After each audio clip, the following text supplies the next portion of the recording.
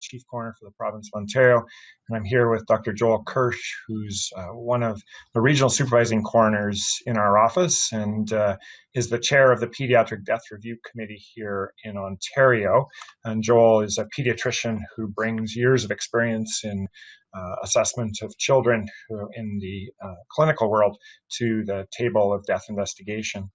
I want to first off just talk a few little housekeeping items and recognize and appreciate the honor of being here at the invitation of Boost CYAC. As you know, this is an ongoing webinar series, and I'll be doing more of the hosting and Joel will be doing more of the talking. Recognize that this is a difficult topic.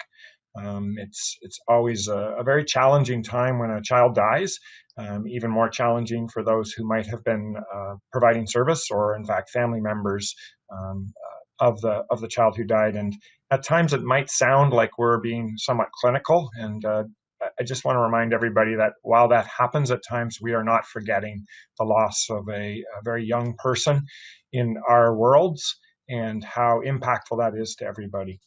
So I say that we will, when you're participating or when you're listening in French, if you click on the floor at the bottom left of the screen and select French, you will have the translated version. And I remind myself to slow down for the translators.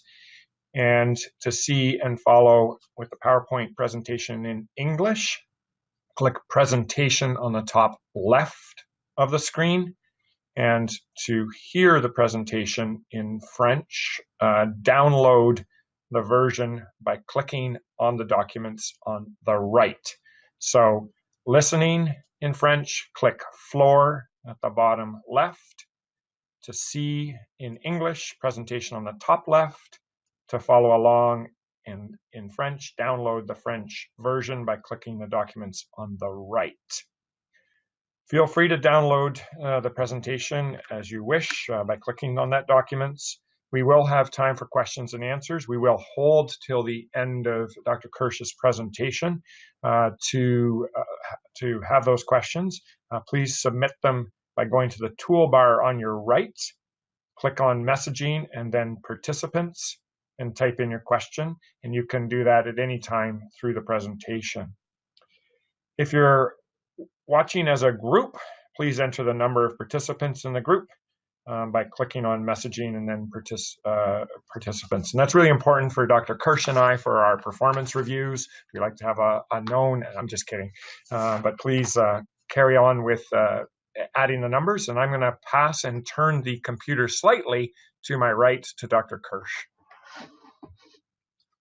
Thank you, Dirk. Good afternoon, everyone. I'm Joel Kirsh, Regional Supervising Coroner for the Office of the Chief Coroner in Ontario. And I'm going to underscore Ontario because my experience is in Ontario, and I know we have people from across the country joining us today. Thank you for joining us. And I'm going to acknowledge that this presentation is focused on what we do here, but Dr. Huyer thankfully has experience in collaboration with other death investigation systems across the country. And if you have questions about your province or territory or the differences or the similarities, I'm going to redirect them to him at the end of the talk. So the general person's perspective and knowledge about what death investigation looks like and what the people who lead death investigations looks like is, for the most part, gained from either the popular press or the media. So depending on your age, and where you grew up, you may recognize some of these references, whether it's on television, in the movies, or in novels. The reality is that our work is similar to what you see on television and in the movies, but not quite as dramatic or glamorous in most cases. And as Dr. Huyer already explained, what's missing from many of the popular media presentations of how death investigation is carried on is the length of time it takes and the intensity of the emotions for all people involved. So in outline for this afternoon's talk, we're going to talk about Ontario's death investigation system in general. I'll provide you with some information about the duties and powers of coroners here in Ontario, how we select cases for investigation and classify the outcomes or conclusions of our investigations. Then we're going to move specifically into our investigation of childhood deaths. I'll talk to you about our expert death review committees.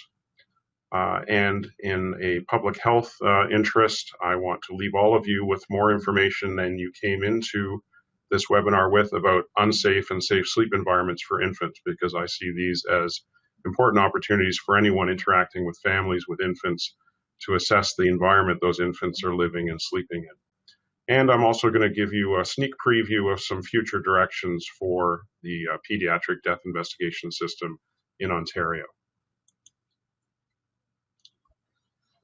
Briefly put, in an organizational chart fashion, the Ontario Death Investigation System exists as part of the Ministry of the Solicitor General. Historically, that ministry was Correctional Services and Community Safety.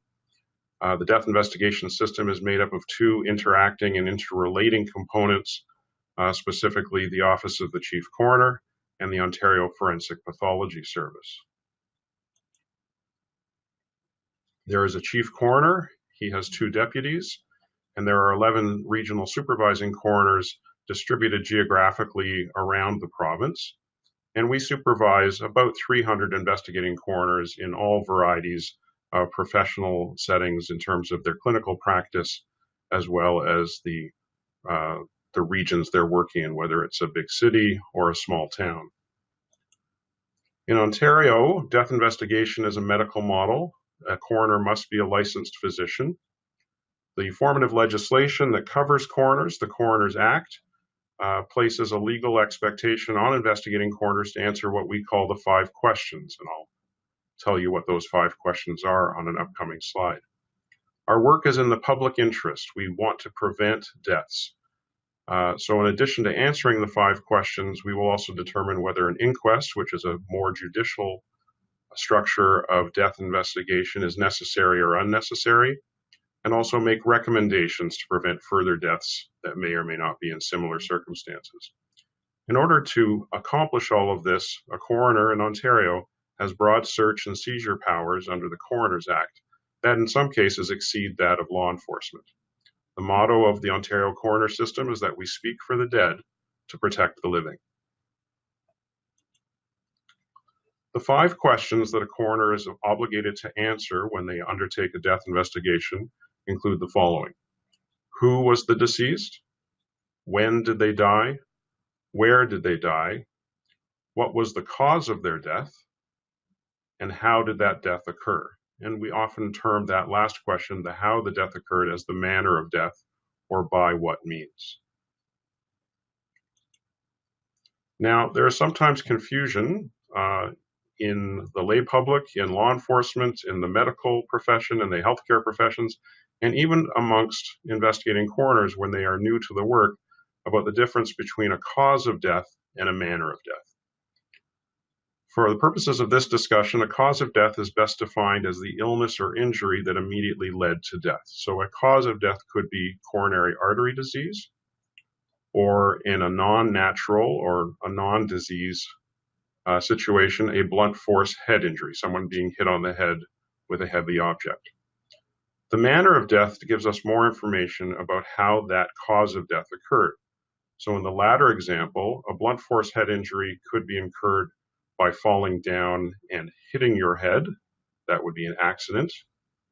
It could be caused by jumping from a height and having a head injury. That would be a suicidal manner.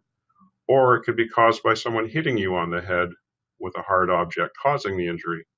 That would be a homicide.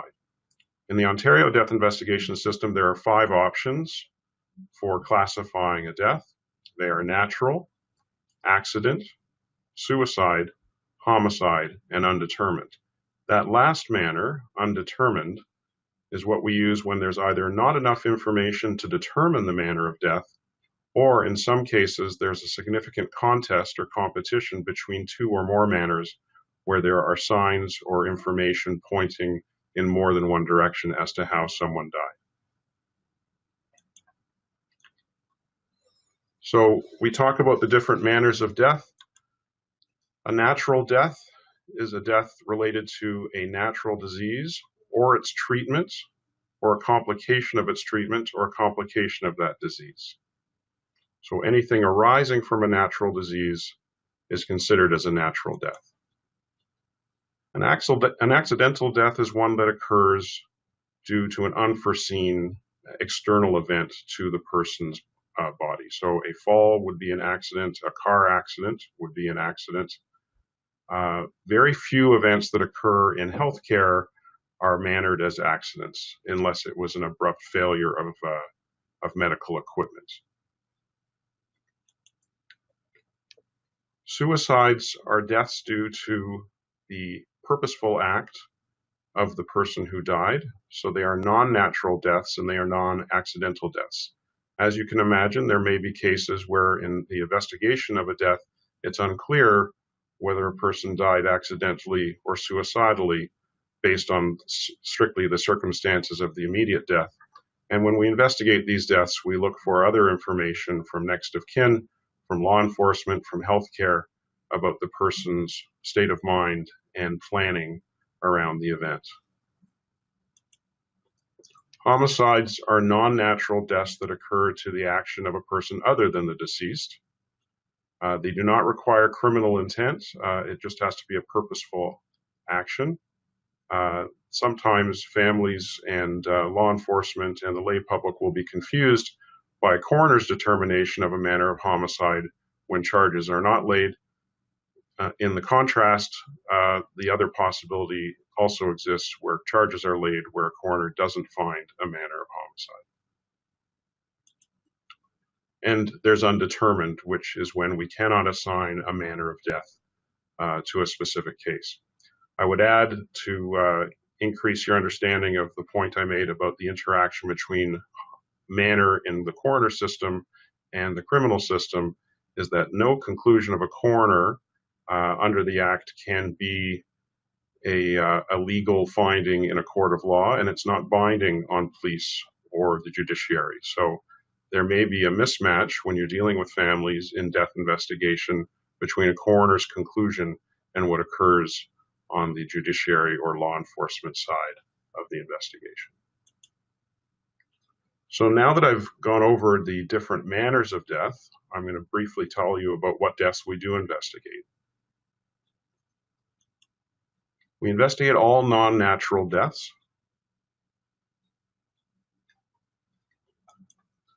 We do investigate any death that occurs in specific circumstances or environments as specified by the law, and that includes natural deaths. In general, the specific circumstances or environments relate to people who are vulnerable, such as those who are in custody, and very topical for our conversation this afternoon, children. Beyond those two general categories of deaths that we investigate, we also investigate natural deaths with issues. Usually those issues relate to interactions with the healthcare system, quality of care, access to care.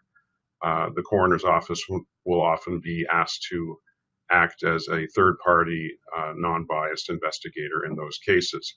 And that is in parallel with, and sometimes in sequence with, other bodies that have investigative powers and healthcare issues, whether that's the Ministry of Health, one of the colleges of physicians or nurses, or hospitals themselves that will investigate concerns or complaints. And of course, if none of those satisfy the complainant, the patient ombudsperson for Ontario.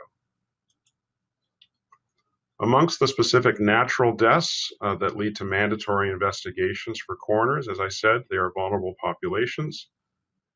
Starting at the upper right-hand corner, people in prison or jail, or involuntarily in mental health sites.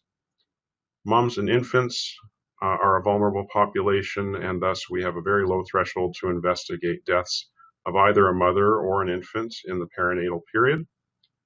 Residents of group homes, people in police custody, meaning they are having a police interaction but are not yet sentenced to prison or jail, and then involvement with the Children's Aid Societies or other child welfare organizations in Ontario.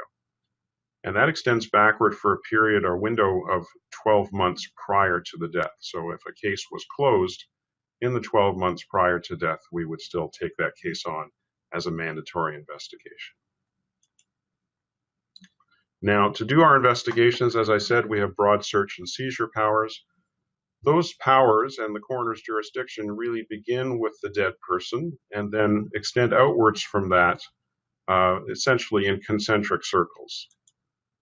Because we also have jurisdiction to investigate any matters pertaining to the dead person as long as those matters are related to answering the 5 questions or determining if an inquest is necessary or preventing further deaths. In order to investigate a death, the coroner thus has, under the law, warrant authority to take possession of a body or initiate an investigation, to order a post-mortem examination done by a forensic pathologist, or to order burial at the completion of the investigation. And in certain investigations, the immediate cause of death is not always known at the conclusion of the initial part of the investigation, and a warrant for burial allows a family to bury a loved one without having a death certificate. Without a warrant, coroners can enter and inspect places where the deceased person was, inspect and extract information from records, usually medical, and seize any item for the investigation that might have importance. And that may be a cell phone to look for information about the person's state of mind. It may be medications for analysis. It may be a medical device that's suspected of failing. So with that information covered, I'd like to acknowledge again the challenges in the investigation of childhood deaths that we experience. We know that there are emotional responses in the family and in the friends, and those may include early guilt and assignment of blame. It's natural for people to want to assign blame or come to a conclusion that allows them to understand, at least in a preliminary fashion, what they believe happened. And unfortunately, that sometimes occurs before a fulsome investigation takes place. I want to also acknowledge that healthcare workers, other investigators, other caregivers, people in the continuum of care for families, it's natural to have a grief reaction. People in fields involved with the care and well-being of children have a personal and emotional investment in that work, and they value that work in a way that's very personalized and individualized. There is a difficulty in some cases of assigning cause and manner in childhood deaths. This is particularly challenging in infants.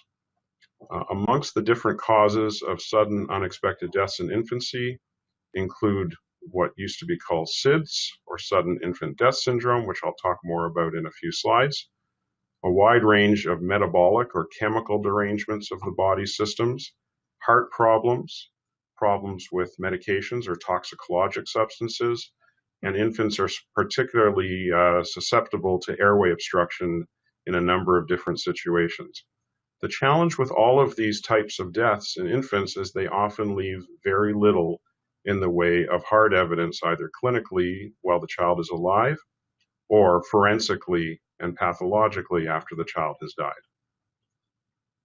A further challenge in investigating childhood deaths is that even when there are criminal suspicions in a child's death, there may be very limited scene evidence, very limited external findings. For example, there may be no evidence of external traumatic injury to an infant, but there may be significant internal injury sufficient to cause death.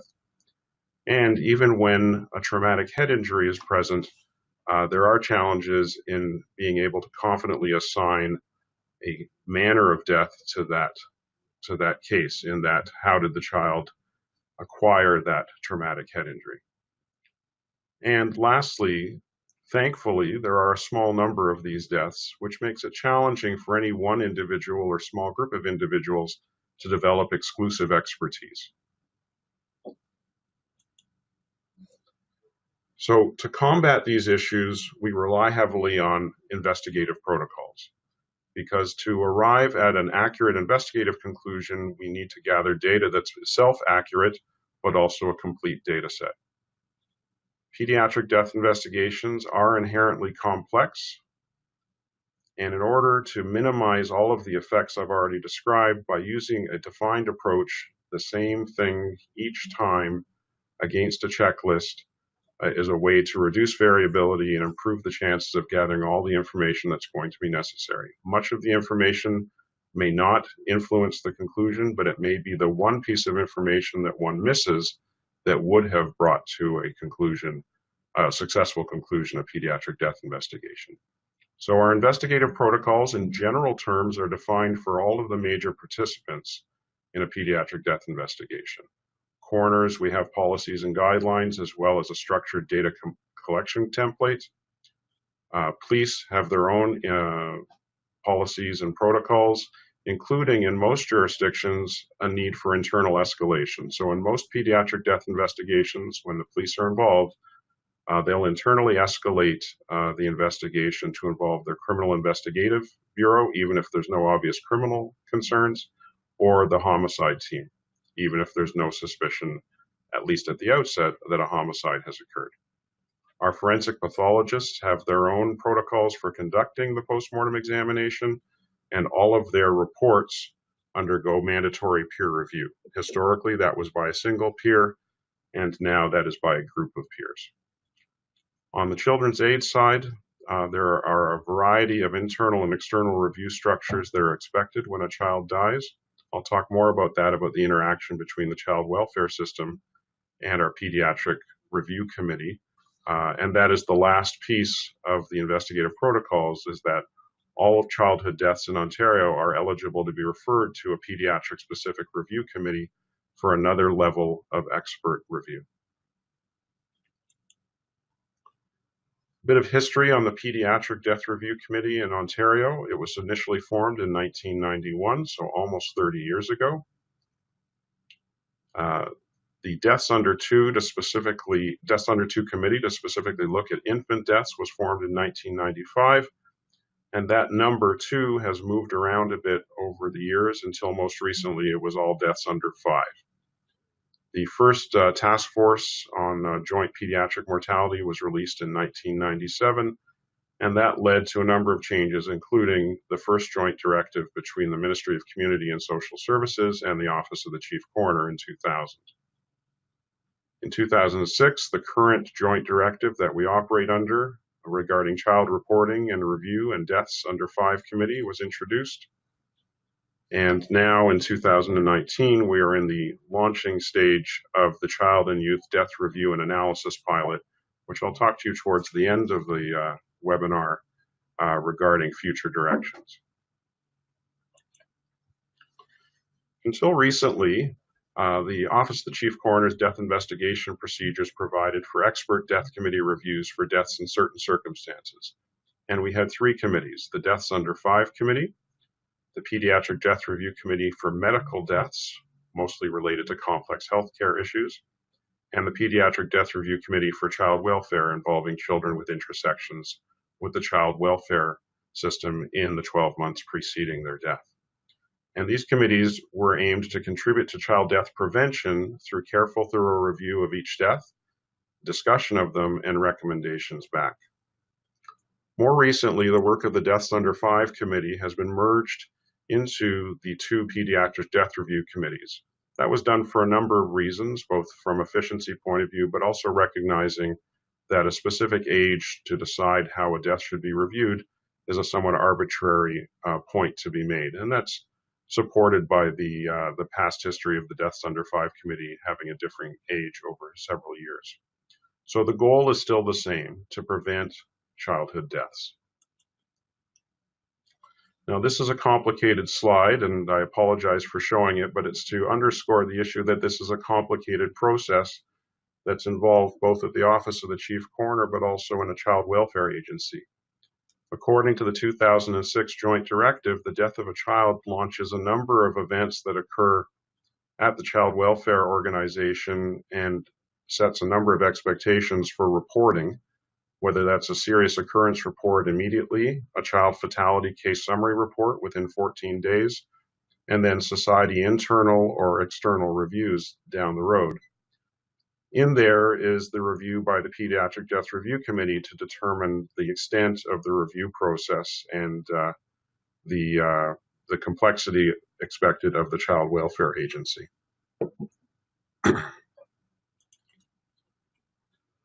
To give you an overview, in 2016, the PDRC Child Welfare Review Committee reviewed 32 cases and issued a total of 34 recommendations. And those went back to individual societies, the ministry, LINs, local health integration networks, and police services. The recommendation themes, the general content included enhancement of service delivery, reflective learning opportunities where things might have been done differently, and also importance of collaboration between ministries, agencies, and Indigenous stakeholders. Dim the lights. Okay, we still have power for the computer, so I'm assuming that's because we weren't moving very much. We also made recommendations to promote information sharing amongst agencies and parties involved in the care and well-being of children. To give you a general oversight of the deaths we investigate at the coroner's office in a given year, there are about 99,000 deaths for 2016 in Ontario, of which we investigated 15% or 15,000. Most of those deaths were natural. A small number were accident, and then suicide, homicide, and undetermined forming the rest of the last 10%. In contrast, of the 1,200 pediatric deaths in Ontario that year, there were about 600 coroners investigations. So there's a much higher investigation rate for children. And the reason for that is shown below. A much smaller number of pediatric deaths are going to be natural. A child dying in Ontario is more than 2 times as likely as an adult to have died of an accidental death. They are 2.5 times more likely than an adult to have died of suicide, 4 times more likely to have died of homicide, and almost 4 times as likely to have died of an undetermined cause. And remember, undetermined is a determination or a manner that we assign when we're not sure of the manner of death or when there's more than one possible manner of death. And when we assign an undetermined manner, that means it could be any one of these other manners, accident, suicide, or homicide. So these undetermined deaths concern us because they are potential deaths that we could learn from and prevent similar deaths, and they are potential missed homicides. There's about 3 million children in Ontario. As I said, about 1,200 deaths per year, half of which are investigated by coroners. Of that 600, we estimate that about 100 have child welfare involvement. So that implies that there's a significant risk associated with being a child involved in the child welfare system in Ontario. Looking specifically at infants, it's about 78% of those cases are less than 1 year. Those manners that I just showed you flip in infancy.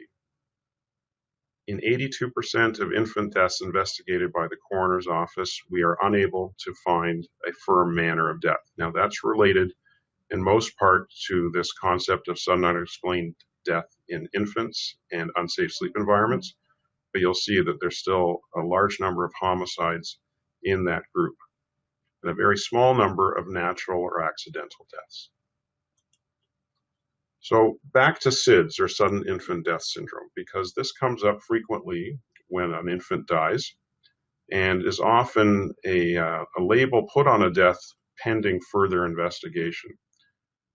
The definition used in Ontario for SIDS is the sudden death of an infant under 1 year of age that remains unexplained after a thorough case investigation. And that investigation must include a complete autopsy, including looking at all of the bones and all of the potential medication or chemical toxins, and a careful review of the circumstances of death, including evaluating the death scene, a complete police investigation, and a review of the child's medical history.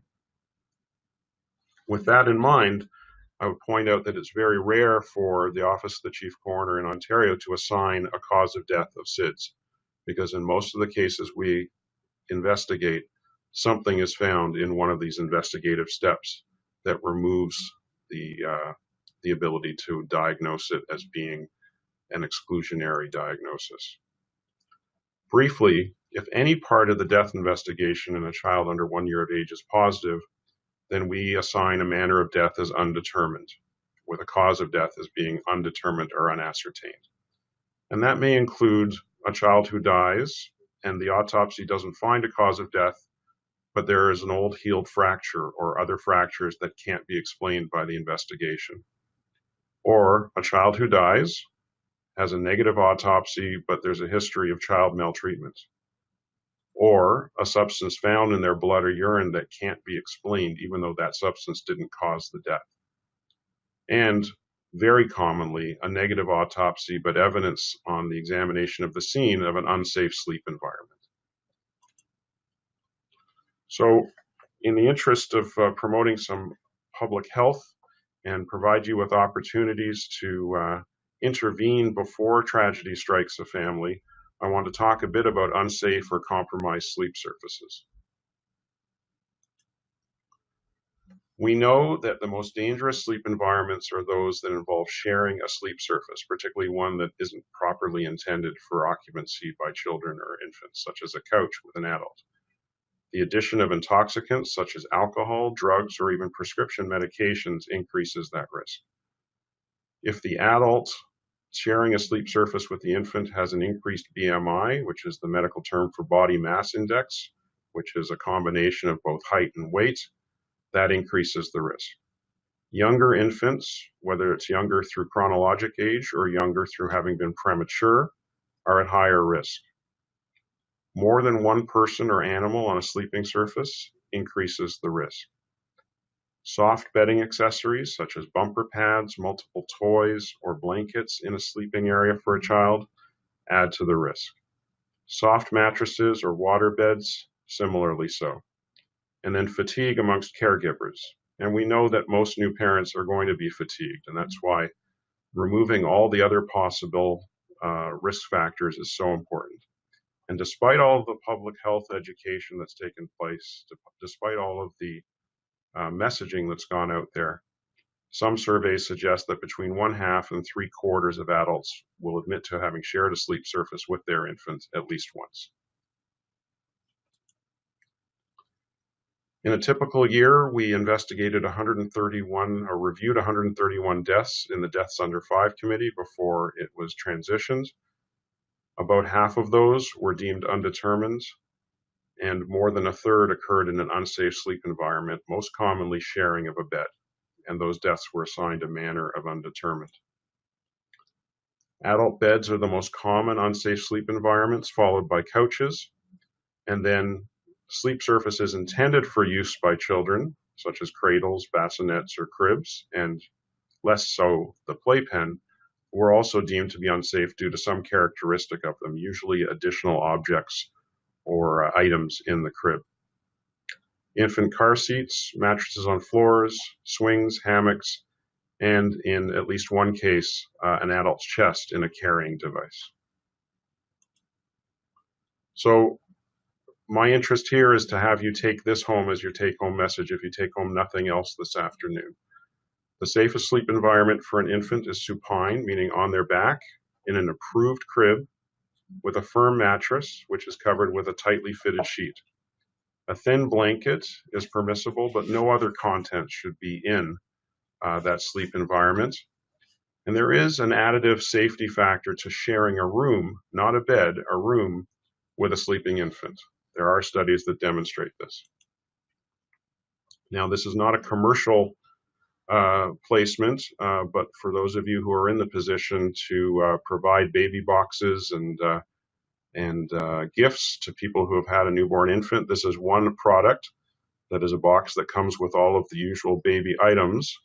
But more importantly, after they've unpacked the box, it actually works as a very safe sleep surface for infants. I know it looks like a banker's box, but this is actually something that was developed in Scandinavia and used as one of their initiatives to reduce unsafe sleep environments and infant deaths. So to come back to the Ontario model of death investigation, when we've reviewed this, we've acknowledged that there's a minimal use of the available data. It's time consuming, and it often occurs at a long distance from in time from when the death occurred. It occurs at a single level, and there's only one tier of review. The review teams that we've used historically aren't reflective of the service continuum of the people actually involved with delivering service to the child that died and their family. And although we make recommendations, most of them are not based on firm medical evidence. And one thing that we have failed to do historically is get feedback on the impact of those recommendations. And in today's environment, it's increasingly important for us to be acknowledging the cost of this work and whether it's all an effective use of the resources available to us. So our new model is intended to look at this from a public health point of view and a population health approach. Look at the high quality data that's available to us, and look at these deaths and review them at both an individual case level, but also at a systemic level, whether that's geographic or related to particular population characteristics or related to a certain time era. In order to do this, we're endeavoring to undergo broad data collection across multiple sectors and review these deaths across those same multiple sectors. So it's not just the healthcare system, it may be education, it may be corrections, it may be justice, and it most certainly is going to be child welfare. In order to do that, we've had to embark on into new territory of information sharing across these sectors. And with all of this data, our intention is to target the highest impact opportunities for death prevention and then evaluate how our recommendations fare. So a theme of all of this is data-driven public safety, which is a key priority for the Office of the Chief Coroner and the Ontario Forensic Pathology Service. And that means high-quality data from the individual level, but also at an aggregate level, meaning similar cases, similar time periods, and jurisdictions of importance. So we have been working for the last 5 years with the MCCSS and the Office of the Ontario Child Advocate when it was in existence to develop a best-in-class model of review. There is a team right now working to launch a pilot that's going to look at all of this data and collaborate with other agencies to maximize the chances of this being successful. And our intent is to affect public health analysis, the development of policies, as well as research and prevention. Ultimately, it's to reduce the child mortality rate in Ontario. So the Child and Youth Death Review and Analysis team starts with a retrospective analysis of what is commonly called big data, and then intends to use predictive analytics to assess risk. So predictive analytics, to look at it in just general form, is where you bring data together, you make sure it's valid, identify patterns, and then make predictions based on that patterns. Now that may seem like a lot of mathematical or computer challenges, but you're exposed to big data and predictive analytics every time you shop online. If you've ever noticed that when you go to Amazon, it makes suggestions to you about what you also might want to like to shop for or buy with the item you just selected, they are using predictive analytics. The most famous example of this is the father in, not in Ontario, but in the United States, who made a complaint to a big box retailer, perhaps Walmart, that his daughter was receiving coupons in the mail for diapers and baby formula. And the reason for that was 9 months before, she had been to that big box retailer and purchased, you can guess it, a pregnancy test and then maternity vitamins. So this is what happens when retailers bring this data together for the purpose of consumer service or profits. But our intent is to harness the same sort of technology to bring together data on the children that die in the past to prevent deaths of similar children in the future. So we acknowledge that the circumstances of a child's death may be influenced by how they intersect with various parts of government throughout the course of their life. And we believe that understanding those intersections will help us better understand the circumstances that led to the death and provide us with insight into potential intervention points along the course of their life. So there's a data integration pilot bringing together data from 5 ministries, a local review table pilot, which is launching later in November, where we're going to do case selection in various pilot areas so that the service professionals that intersected with the child or youth prior to their death will be involved and will be done locally in that review. And then taking that evidence and the involvement of people in the community like yourselves to increase the credibility of the recommendations we make and improve the uptake of those recommendations.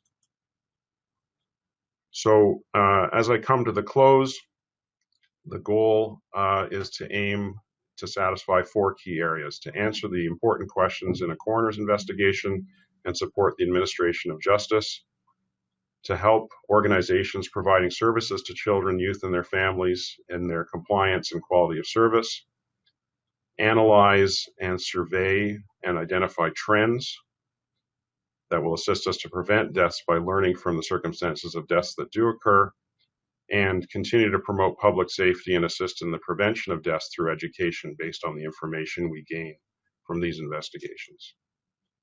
So just to wrap things up in review, I've attempted to give you an overview of Ontario's death investigation system this afternoon, the duties and powers of coroners and how we select cases for investigation and classify our conclusions, a brief overview of the investigation of childhood deaths, particularly the challenges that we experience with them, how we handle expert death review committee reviews, the take-home message, please, when you're next in a household or dealing with a family with an infant, think about their sleep environment, and the sneak preview of future directions in pediatric death investigation in Ontario. So thank you very much for your attention. These are our email addresses. Please feel free to use them if you have questions, feedback, whether it's positive feedback or constructive criticism to assist us to deliver our message better the next time we have this opportunity. Thank you again for the chance to speak with you this afternoon. And we have time until just before 2 p.m. for questions. Thanks, Joel. I'll just give a quick overview of what occurs across Canada. And Joel's talked about how there's medical examiner systems and coroner systems.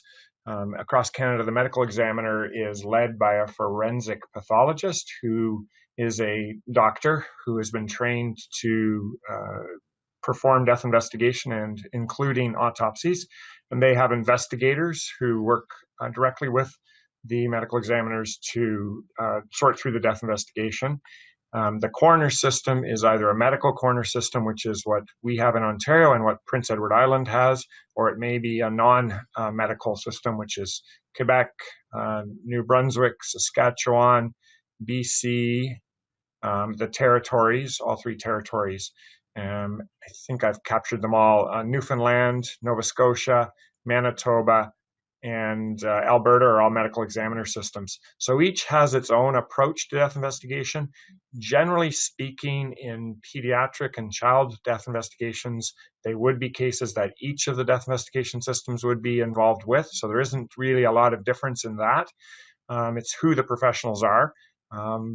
Different jurisdictions will work a little bit more with police than others. That varies, but generally speaking, again, in these death investigations, police will be involved in some sort as an investigative agency. And the classification and the death investigation approach is pretty similar across Canada.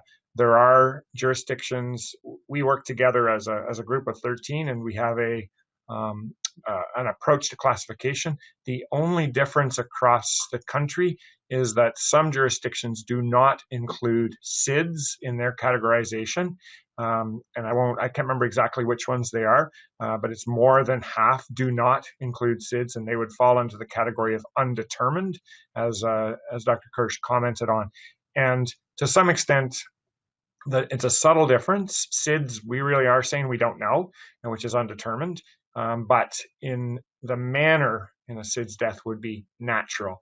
So it's felt that it is a natural disease process as opposed to one of the other manners that were articulated where undetermined is categorized.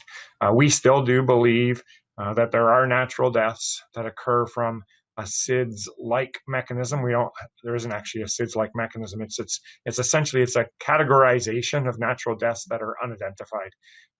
But as was commented, it's very rare for us in Ontario to characterize something as SIDS. We have maybe one every couple years. So most of the time, we apply the definition very strictly. And so most of the cases would end up being undetermined in those scenarios. So that's a broad overview of what occurs across Canada. And we'll open up for questions now. Well, I see that actually that is one of the questions, asking about the main differences between jurisdictions in Canada. So we've taken care of that one. The other question I see here is, how do you manage the cultural practices of sleeping with infants and children? So we acknowledge that there's a variety of beliefs and practices in place for how families interact with their infants and children around the sleeping practices. We also acknowledge that there are organizations that promote bed sharing or co-sleeping, depending on the term one uses, as that may be a way of promoting attachment, ease of breastfeeding, and there's other potential benefits. However, we are a medical death investigation system, and we're obliged to acknowledge the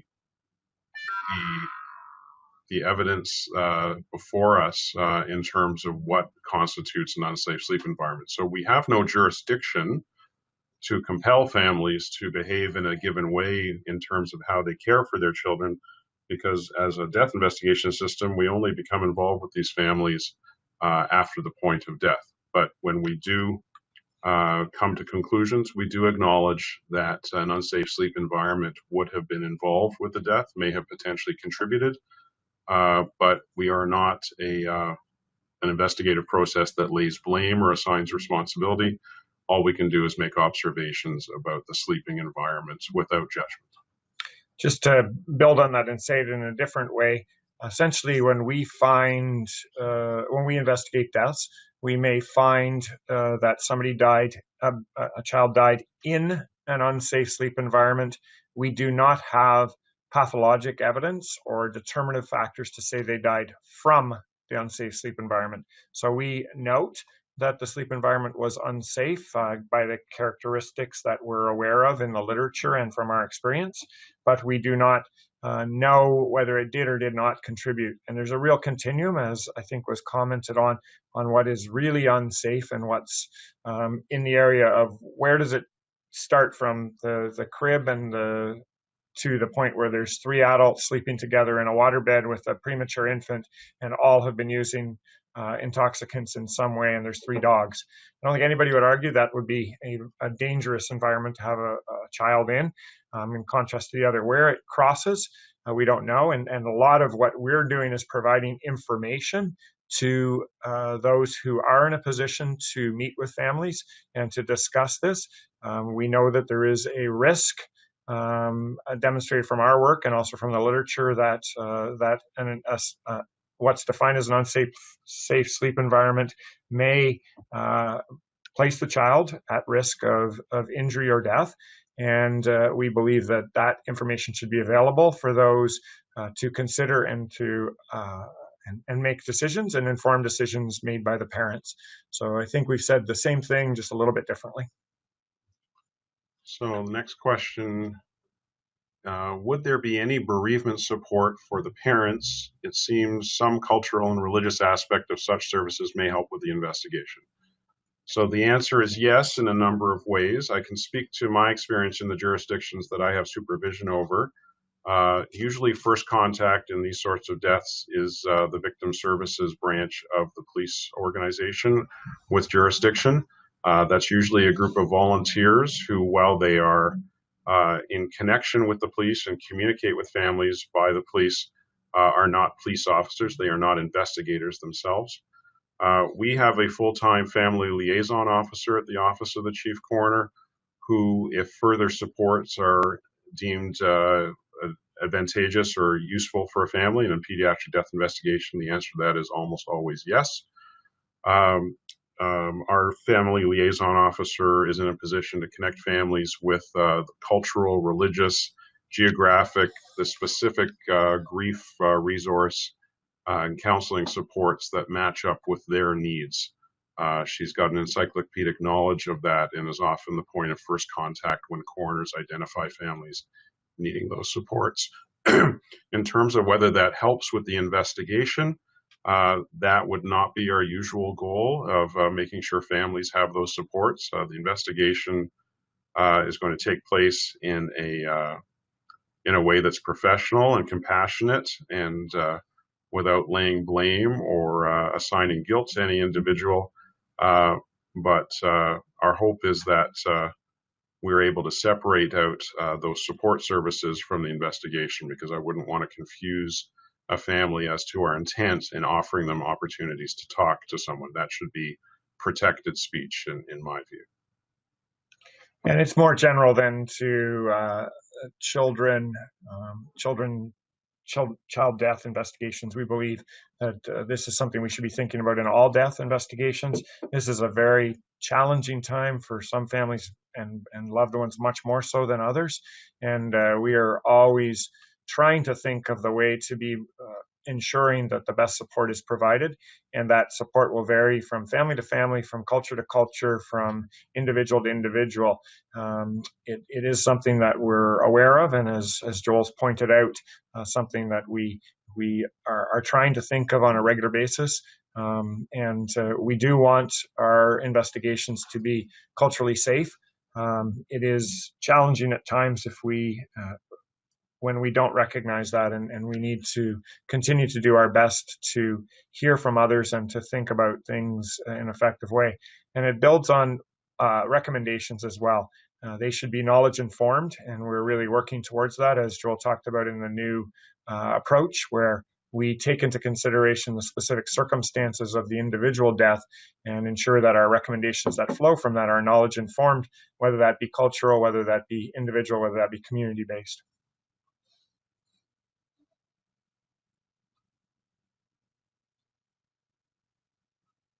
So we have about 5 minutes for questions. If anyone else wants to type one in. I will say you're welcome to Betty for saying thank you. A bit more interactive. It is always challenging to stare at a computer screen, and especially so when I'm staring at myself.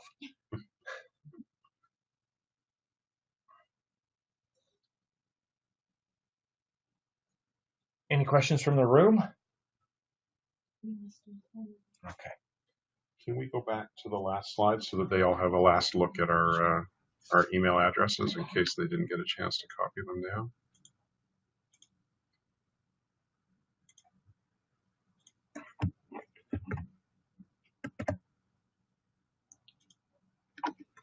So we're just going to leave this up there for a minute or two, so you can take a screenshot of it or take a picture of it with your selected device or write it down if you're that sort of person. And then we'll take one last look at the questions before closing for the afternoon. And while you're doing that, I want to thank Boost for asking us to participate and for taking a lead in organizing this presentation for us. Hopefully it's provided some insight. Again, happy is always the wrong term with death investigation, but willing to provide additional information or answers to questions. It is something that we regularly talk about and we regularly think about, and we continue to try to evolve our approaches to these investigations. So leaning into this, when data shows that most cases are related to social assistance program, this means the class issue needs to be considered. Would you think that Dr. Smith's case brought forward that warning? I don't quite understand the question. So when the data shows that most cases are related to social assistance program, I don't think that that's the case. First off, I don't think that's what the data shows. It's one factor that we see as one consideration in some deaths, but certainly not across all deaths. What we're looking at in the data integration approach is that what we're trying to look at across data is to really understand the multiple variables and the multiple factors that may be potentially factors of potential intervention or prevention. And while there are associations with certain factors, I don't think we have a good understanding at a broad enough systemic level to make a specific comment, except that I can say I don't believe that social assistance program is a ubiquitous finding, or in fact crosses all of our cases or the majority of them. And I'm guessing, would you think that Dr. Smith's case brought forward that warning? And I think if I'm guessing here, I think I'm educatedly guessing, Charles Smith, who was a pediatric pathologist that prompted a public inquiry into the death investigation in Ontario about 10 years ago, where Dr. Smith's, it was found that his education, his training, and the peer support system, and the oversight wasn't as effective as it could have been, and that there were certain situations where his findings identified potential criminal concerns that led to some incorrect incarcerations. And it was believed by some that he was looking for abuse. I think that was a finding that some people, or an opinion that people had from that perspective. I think that that's a consideration. I think it probably was more directly linked to his training, his expertise, and his peer support, and the education that we provided generally in the medical field at that point in forensic pathology. And we've changed our system such that we are looking at things much more broadly and much more from taking the evidence of the pathologist and the evidence of the medical examinations, as opposed to being influenced potentially by external factors that may have bias brought in. So the question was followed up by, Dr. Smith was the one who had wrongly determined death caused by parental abuse or neglect, when in fact they're living with limited resources. I think that I would unpack that even further. Yes, he did make findings that may have been incorrect, and they may have been biased by his views in that way. But I think there's many other factors, as opposed to their limited resources, that led to him making the determinations that he did. It might have been one factor, but it certainly wasn't the primary factor that led to his apparent misdiagnoses, or his determined to be misdiagnoses. And at this point, we are drawing to a close. I am so the team approach, I'll just finish it off with, the team approach is an improvement without the traditional trust to the medical opinion. Absolutely. This should be a multi-sectoral approach to death investigation, and that's what we certainly bring to the table, and that's the review approach that Joel was talking about, and what we espouse to do. So thank you, everybody, for giving us the time. Thanks, Joel, for carrying and preparing and running the presentation. And again, thanks to Boost for hosting us.